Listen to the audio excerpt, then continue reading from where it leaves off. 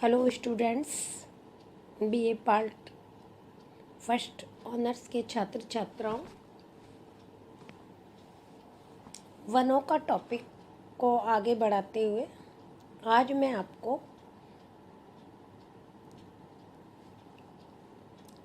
शेष बचे हुए वनों के प्रकार के बारे में बताऊंगी। नदी तट वाले वन। राजस्थान राज्य के नदियों व प्राप्त जल की क्षमता में काफ़ी पीछे है, क्योंकि यहाँ अधिकांश नदियाँ मौसमी नदियाँ हैं।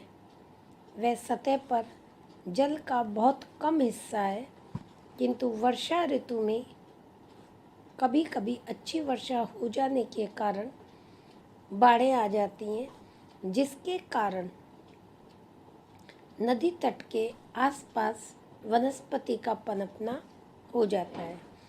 इसी कारण नदियों में जल प्राप्ति के अनुसार दोनों तटों पर आधा से 2 किलोमीटर चौड़ी पट्टी में अनेक प्रकार के मानसूनी व कांटेदार वृक्ष व बड़ी झाड़ियाँ स्थानीय परिस्थितियों के अनुसार उग जाती हैं।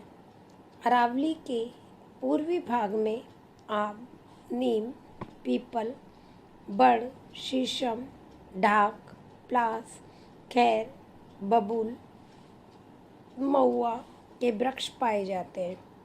पश्चिमी राजस्थान में लूनी नदी के बेसिन पर ऐसी वनस्पति लूनी एवं सहायक नदियों के तट पर पाई जाती हैं।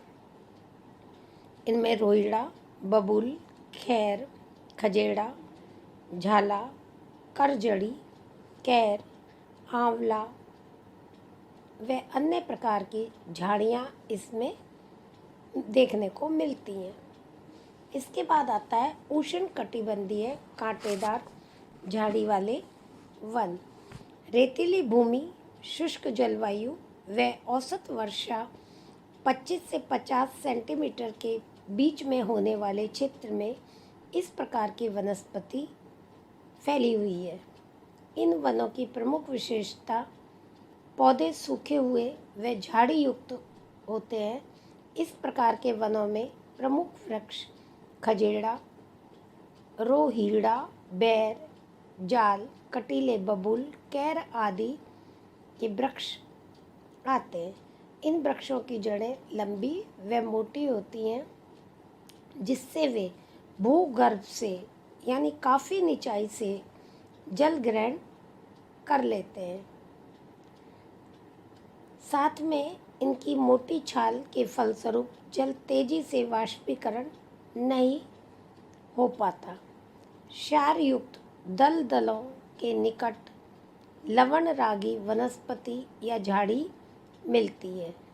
यह विशेषकर लूणकरणसर, पंचपदरा, सनवारला, डिडवाना, बिरमसर आदि इलाकों में विशेष रूप से पाई जाती है। कुछ वृक्षों की पत्तियां व तने बहुत मोटे होते हैं, किन्हीं पर कांटे अधिक होते हैं। इस भूभाग का मुख्य वृक्ष खेजड़ा बड़ा ही उपयोगी है। इसकी लकड़ी से कोयला, गोंद, चमड़ा, रंगने के पदार्थ, पत्तियां, रीठा आदि प्राप्त किए जाते हैं। इनका क्षेत्र प्रमुखतः जोधपुर, बीकानेर, सीकर, अजमेर, जयपुर, दौसा, झुंझुनू आदि जिलों में है। इसके बाद आता है शुष्क वन। इन वनों का विस्तार औसत 25 सेंटीमीटर से कम वर्षा वाले भागों में पाए जाते हैं।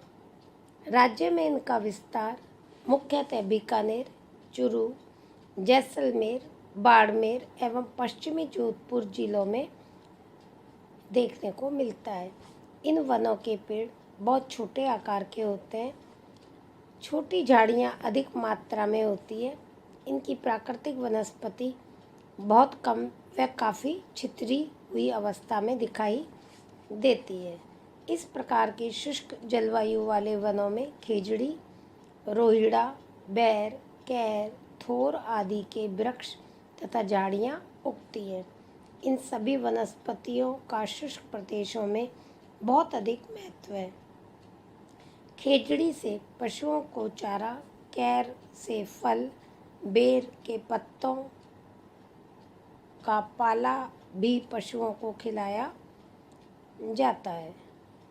खेजड़ी वृक्ष को राज्य का कल्प वृक्ष माना गया है, परंतु वर्तमान में इस शुष्क क्षेत्र में कुछ हिस्सों में इंदिरा गांधी नहर के आ जाने से पेड़ों की लंबी पत्तियां नहर के किनारे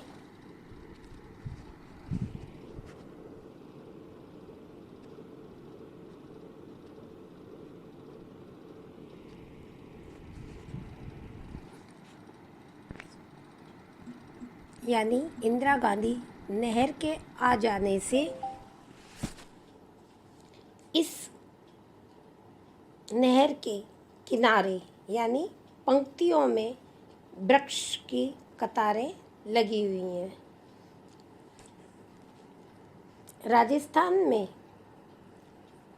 वैधानिक स्तर पर वनों के लिए अनेक मंडल बनाए गए, जैसे जयपुर मंडल, जिसमें सीकर, झुंझुनू, जयपुर, दौसा जिले तथा पश्चिमी सवाई माधोपुर जिले आते हैं। दूसरा जोधपुर मंडल, इसमें बीकानेर, चूरू, गंगानगर, नागौर, जोधपुर, जैसलमेर, बाड़मेर, जालोर व पाली जिले शामिल हैं। तीसरा है कोटा मंडल, इसमें कोटा, बारा जिले आते हैं। चौथा आता है बूंदी मंडल, इसमें केवल बूंदी शामिल है। पांचवा अजमेर मंडल, जिसमें अजमेर जिला आता है। छठा है भरतपुर मंडल, इसमें अलवर, भरतपुर, धौलपुर जिले तथा सवाई माधोपुर जिले का पूर्वी भाग आता है। टोंक मंडल, टोंक जिला तथा भीलवाड़ा जिले का उत्तरी पूर्वी भाग आता है। आठवां है झालावाड़ मंडल, इसमें झालावाड़ जिला आता है। नवा चित्तौड़गढ़ मंडल, भीलवाड़ा जिले का पश्चिमी भाग तथा चित्तौड़गढ़ जिला सिवाय के दक्षिणी भाग के। 10वां उदयपुर मंडल, इसमें उदयपुर, राजसमंद। 11वां सिरोही मंडल, जिसमें सिरोही जिला आता है। 12वां आता है बच्चों बांसवाड़ा मंडल, इसमें डूंगरपुर व बांसवाड़ा जिला तथा चित्तौड़गढ़ जिले के दक्षिणी भाग आते हैं। वर्तमान में वनों को राजकीय वन, सामुदायिक वन आदि अनेक रूपों में बांटा गया है। परंपरागत वर्गीकरण के आधार पर राज्य के वनों को हम 3 प्रशासनिक वर्गों में बांट सकते हैं, जैसे रक्षित वन, सुरक्षित वन और अवर्गित वन। रक्षित वन, ये वन पूर्णतः सरकारी नियंत्रण में रहते हैं। इस प्रकार के वन क्षेत्रों में कुछ नियमों के साथ लकड़ी काटने व पशुओं की चराई की अनुमति दी जाती है। दूसरा होता है सुरक्षित वन। ये वन सरकारी संपत्ति है। पर्यावरण की दृष्टि से महत्वपूर्ण होने के कारण इस क्षेत्र में पशुओं को चराने, लकड़ी काटने पर प्रतिबंध लगा होता है। तीसरा आता है अवर्गीकृत वन। इस श्रेणी में वन क्षेत्र में किसी भी तरह की सरकारी प्रतिबंध नहीं होता।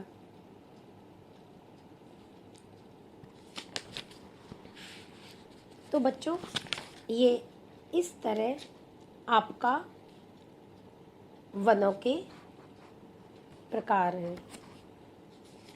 इसके बाद आता है आपका वनों का आर्थिक महत्व। तो इसके विषय में अपन चर्चा कल के लेक्चर में करेंगे। धन्यवाद।